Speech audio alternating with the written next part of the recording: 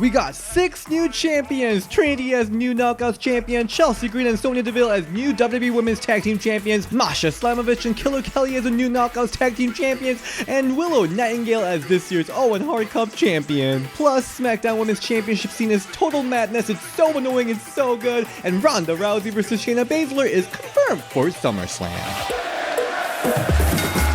Welcome, if you're entering the bell, this is DS and this is Women's Wrestling Weekly. Thank you so much for all the amazing birthday wishes. I had a blast. Every year I feel so overwhelmed by all the love, so thank you again. And if you want to give me a late birthday gift, slam that subscribe button. Make your friends, family subscribe. Help me get the 100k this year, please. Anyway, there's so much wrestling this week. It took me a whole day to catch up. So much to talk about. And this week, let's start with some Knockouts action, because at Impact Wrestling Slammiversary, Trinity became the new Knockouts champion. I also love how Mercedes and Tamina go everywhere for the sister. The Team Bad sisterhood is so real. It was Deonna Purrazzo versus Trinity for the Knockouts championship. This was a highly anticipated match, a huge, potentially career-defining match for Trinity since walking out of WWE. But as always, let's start talking about the entrances, because Trinity came out with this amazing ruffle jacket, which I really love, with all neon green gear. And then Deonna came out with the violinist, and that hair, the makeup, the gear, that jacket. Deonna really slayed the boots down with that presentation. That was some peak virtuosa stuff. The match was great. It did have slow build. Deonna was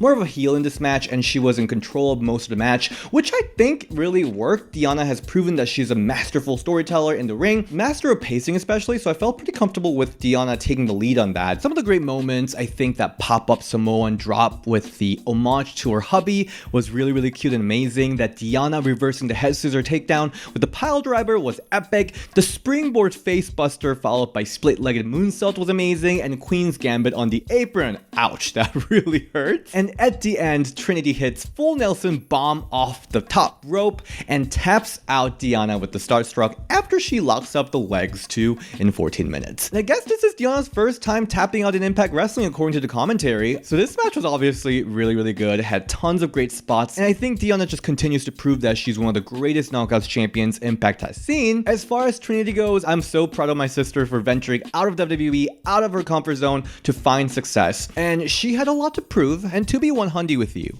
just my humble opinion. Let me keep it 100 with you. I don't think she's done proving herself. I still think she's in the process of breaking out of that WWE match style, of hitting that signature move A, B, C, which every single signature move that Trinity has, obviously they're amazing. But again, this match was really enjoyable. I'm so proud of her, and this match definitely gets satisfied from me.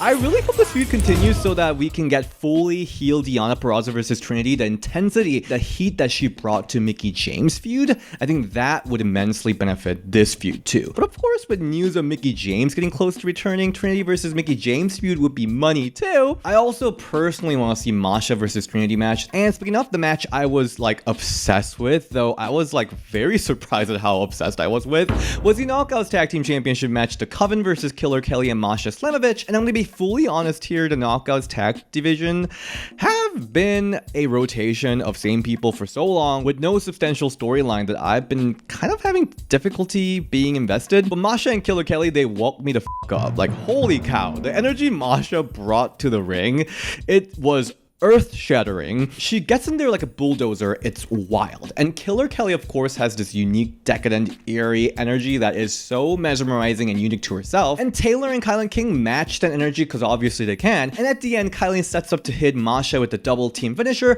but Kelly trips her outside and Masha takes out Wild with the snowplow for the win, becoming the new Knockouts Tag Team Champions. I love this match so much, especially because Killer and Masha have been through so much together, feuding against each other, the crazy intergender match, hardcore match, the dog collar match. So I think this moment felt even more special. I'm very satisfied. And then we had a pre-show match between Death Dolls and Jody Threat versus Giselle Shaw, Savannah Evans, and Jay Vidal. I think it was cool that our sexy Jay Vidal was here mixing up with the Knockouts. And I do love everyone in this match individually, but again, I'm so lost with Death Dolls and why Jody Threat decided to join here, even though I guess seeing them together, kind of the energy does match. Anyway, Death Dolls and Jody Threat won. Not sure where this is going or what this means for the teams, but I think this match was fine. Good. Not bad. Moving on to the WWE side, SmackDown was super juicy. So, oh my god, this segment was so annoying to me. Like the kimchi soup drinking segment is what the Koreans will say. So, Bianca comes out with this bodysuit, and I seriously don't understand the whole hype about bodysuits, this obsession. Like if anyone could please explain it to me, I'd be happy, because what's happening here? So Bianca starts talking about how after weeks of being patient, she's finally getting a rematch against Asuka, and she's feeling good about it. And then Charlotte Flair with her own bodysuit comes out, and this is so annoying, but in like really good way, because it is juicy storyline. So Charlotte is such a hoe for championship that Bianca didn't even win the championship yet, but she's challenging Bianca, who's not even a champion yet, for the championship. And Bianca, who's not even a champion yet, mind you, ups the game by saying that the match should be at SummerSlam. This is so funny to me. Like, what kind of bodysuit virus is getting into their head?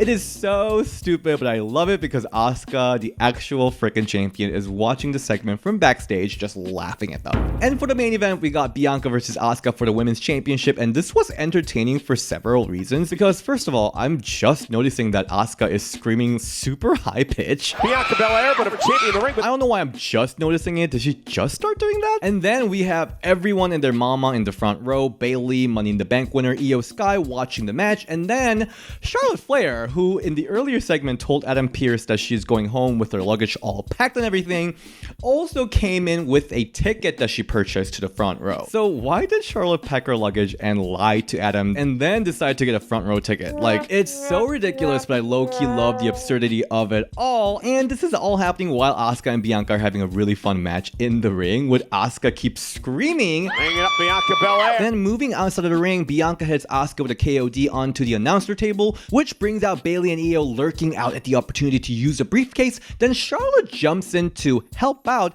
and take out Bayley, and of course, she accidentally spears Bianca trying to take out Io, ending the match in DQ. Then Io and Bayley teases cashing in, but Asuka hits Bayley with Blue Mist, escaping with the championship all intact. This was a total madness, everyone being an absolute clown minus the actual clown Asuka. So many moving parts, but it all chaotically works together. I cannot wait to see what pans out heading into SummerSlam, because I love everything. I'm so satisfied. Outside of the championship angle, we saw Bayley versus Zelina Vega match. I don't even know what this match was about, and how Zelina didn't get disqualified using her chancla, and whatever was going on between Io and Bayley with that briefcase. Anyway, Bayley picks up the win with the Rose Plant, and while they were celebrating Bayley's victory, Shotzi, whose hair Bayley and Io cut a couple weeks ago, shows up on the Titantron and says she's gonna show how chaotic she really is by shaving off her head, fully Serena Deeb Molly Holly style. So the news is that Shotzi did shave her head to support her sister, who's battling with cancer, which is really amazing, and also she decided to use this to fuel her character too, and I think was really effective. I cannot wait to see how she's gonna show up next week and how this is gonna all mix in with everything going on with SmackDown women's roster. I'm so intrigued. I'm satisfied. So WWE Raw was serving. Oh my god, so we had the WWE Women's Tag Team Championship match, Raquel Rodriguez and Liv Morgan versus Chelsea Green and Sonya Deville, and before this match, we had Rhea Ripley attacking both Liv and Raquel during a backstage interview,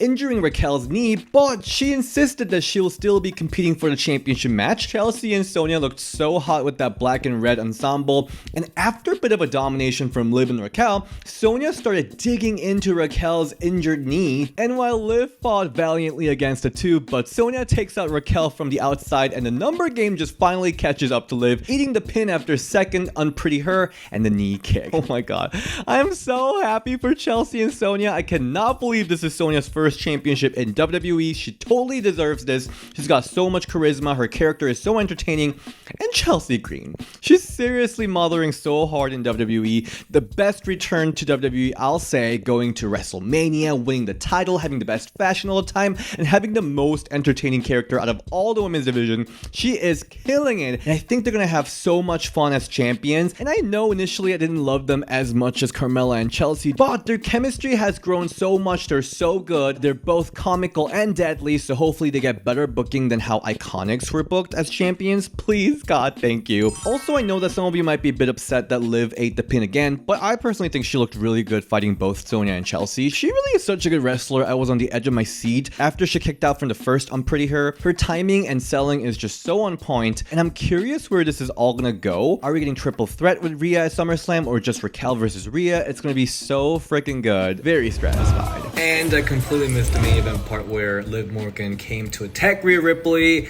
over the barricade. It was a wild action, so maybe it might be going towards more of a Liv versus Rhea angle for SummerSlam, which does that mean they're going for Raquel versus Rhea for WrestleMania? Interesting. And we had this Viking rules match, the Viking Raiders versus Alpha Academy, and Maxine and Valhalla had a really cool spot here where while Maxine took out Valhalla with a crossbody and celebrating getting back the Alpha Academy jacket, Valhalla spears Maxine through the table. That was a great spot. I love that WWE is trying something different with Maxine. We are so used to having NXT women coming to WWE in fully formed athlete form, which is obviously great, but there's also something special about seeing the wrestlers grow in front of you, like how Trish Stratus and Kelly did. And I think Maxine is doing exactly that so she can build deeper bond between her and the fans. And the fact that she's here for the table spot is a great way to get the respect from that fan. So I really like this match. Stratisfied. Next, we had Shayna Baszler versus Nikki Cross match. It was like 20 seconds as Nikki immediately tapped out to Kira for the clutch. Poor Nikki. I hope Candice LeRae can cheer her up a bit backstage if that storyline's still going on. And after that, Ronda Rousey shows up from the press box above, and I don't care how controversial or whatever. Ronda Rousey served here in the mic. I loved it. I love this back and forth so much, from the part where Ronda was just above Shayna, cocky as hell, looking down at her, saying that she's above Shayna on every aspect of her life, that she didn't even need to go to Indies because she's an Olympian, because she's the greatest MMA star in the world. And then Shayna shoots back saying that she's a better Ronda Rousey inside the ring and challenges her to a match right now, which Ronda Rousey declines but tells her that she will do a big favor for her by booking her at SummerSlam against her. Again, I freaking love this because there is a lot of reality mixed in with the storyline. Obviously, these two best friends have so much history and they've been wanting this match for years. And if it's true that Ronda is indeed leaving WWE soon, she's really gonna put over her friend Shayna big time at SummerSlam. And the match is gonna be so good because both of them will not be holding back at all. They'll be stiffing each other so hard. Oh, I'm so excited about this, and I'm very satisfied. And lastly, Becky Lynch and Trish Stratus had a face-off during Miz TV segment. Love Becky randomly talking about Miz's ball, because why not? And then here, Trish says that she already defeated Becky Lynch. Zoe already defeated Becky Lynch, so they are done dealing with her. But after Becky taunted Trish a little bit, she gets a rematch under certain conditions. Becky first needs to defeat Zoe Stark and needs to kneel down and say thank you Trish to Trish, and then tattoo thank you Trish. Thank you, Trish. Thank you, Trish. Thank you, Trish. On her chest. Whatever. Trish can botch a couple words. She's still iconic. And when she says shut up to the crowd, it was so good. Wow. We must be really getting like 3 to 4 women's matches at SummerSlam. I'm so excited about it. But also at the same time, does that mean the regular Trish sighting on Raw is ending soon, coming SummerSlam? I am not ready to let Trish go from weekly TV. But also at the same time, I'm so excited about this match. Oh, I'm very excited. And I'm still waiting for Trish to use that face mask against Becky Lynch. We're gonna see that. On WWE NXT, we got Cora Jade versus Kalani Jordan, accompanied by the mentor Dana Brooke.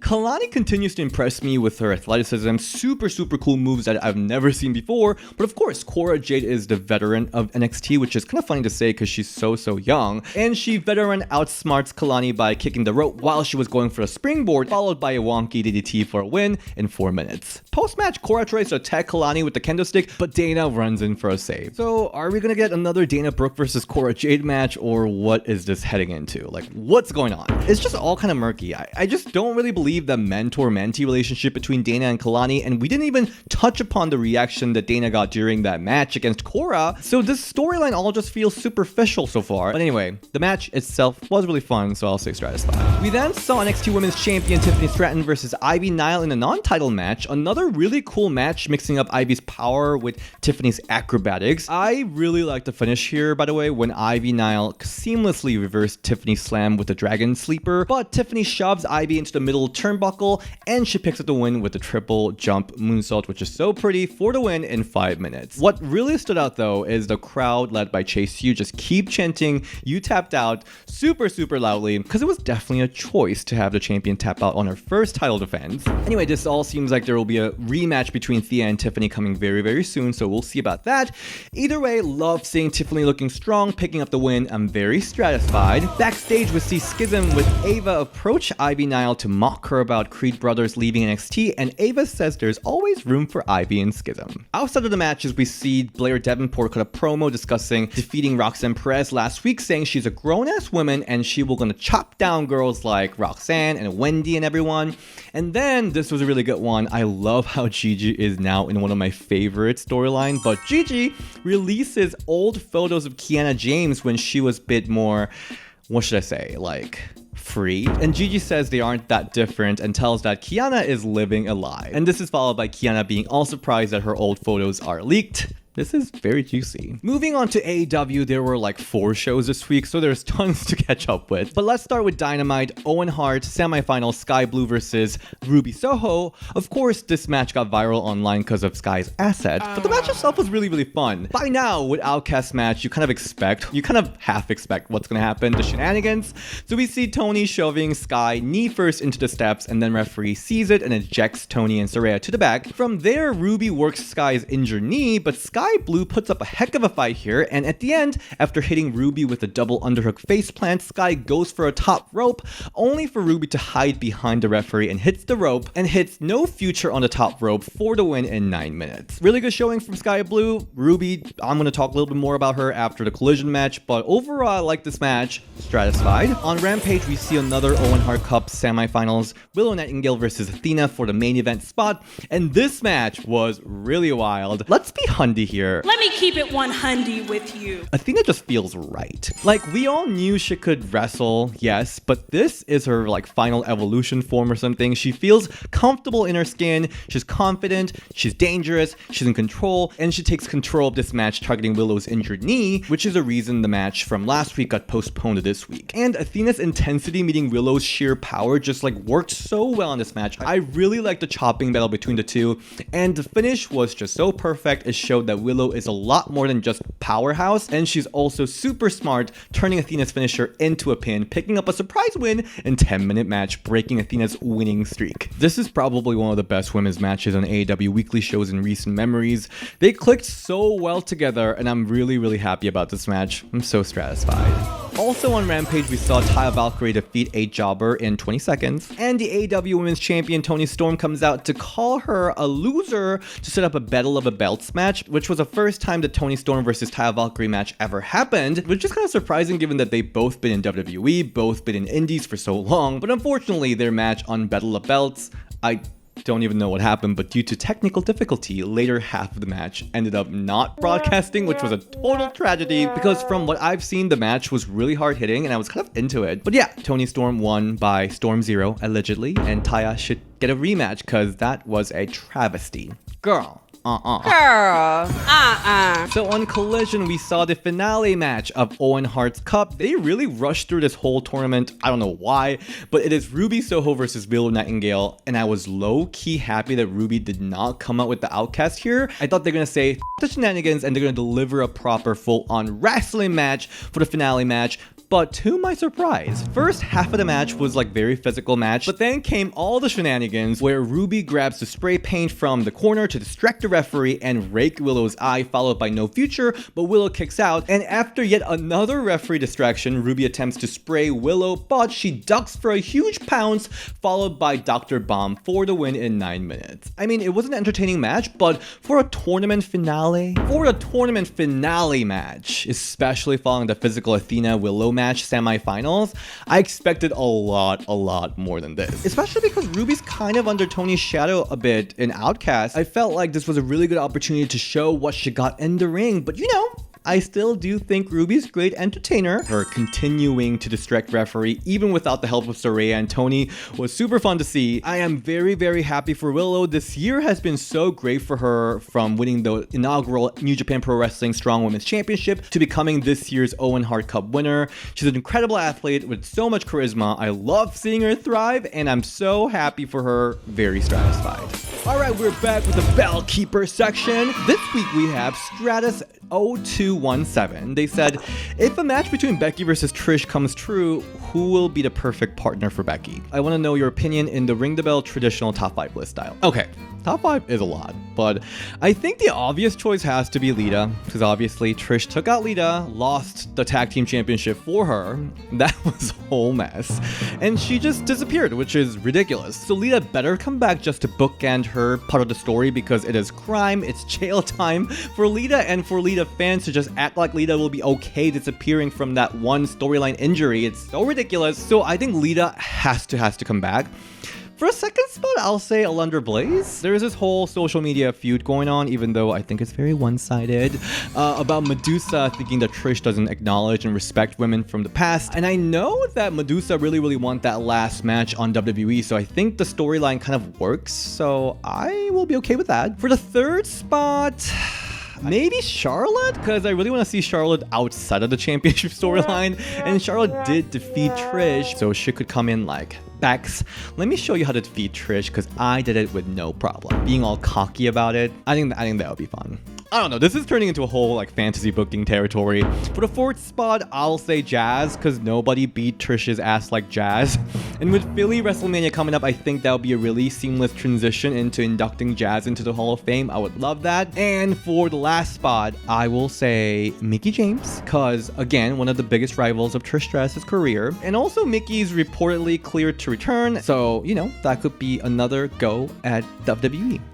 Alright, so that's my 5. Hope you like my quick 5 choices, and thank you all the Bell Keepers for submitting for this week's Bell Keeper section. Thank you. So that is it for this week's Women's Wrestling Weekly. Follow me on Instagram at DSShin, on Ring the Bell DS on Twitter, and I'll see you next time. Bye!